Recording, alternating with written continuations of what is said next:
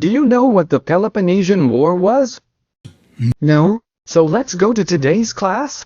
In order to understand the Peloponnesian War, it is necessary to think about the consequences generated by the war of the Greeks against the Persians, the so-called medical wars, a war that we have already talked about in a video on the channel, which you can check out on the card that is showing up here. But making a very brief summary, the Greeks, to defend themselves against the threat of a new Persian invasion, formed the League of Delos under the leadership of the Athenians. The Athenians began to demand the annual supply of money, ships and troops to strengthen the League. As this Athenian hegemony contributed to the considerable opulence of Athens, a period in which we can identify what history calls Pericles' century, the great apogee of Athenian democracy.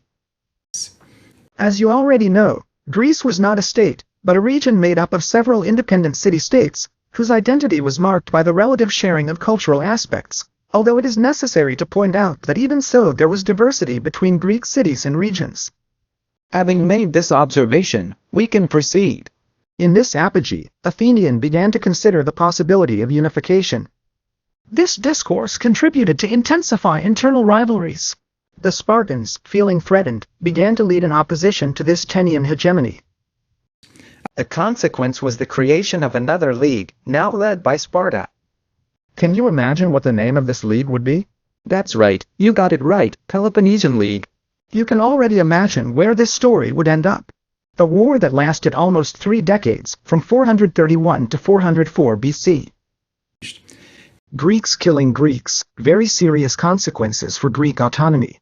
After several diplomatic attempts, with the help of the Persians, Sparta invades Athens, defeating the Athenians, initiating a period of Spartan hegemony in Greece. This Spartan hegemony was not able to generate unity or cooperation that could again strengthen the Greeks. The rivalries between the Greek cities made the Greeks vulnerable, and this would be consummated in the definitive invasion that would take place in the 30s of the 4th century. But that's for a next video. Did you like the video?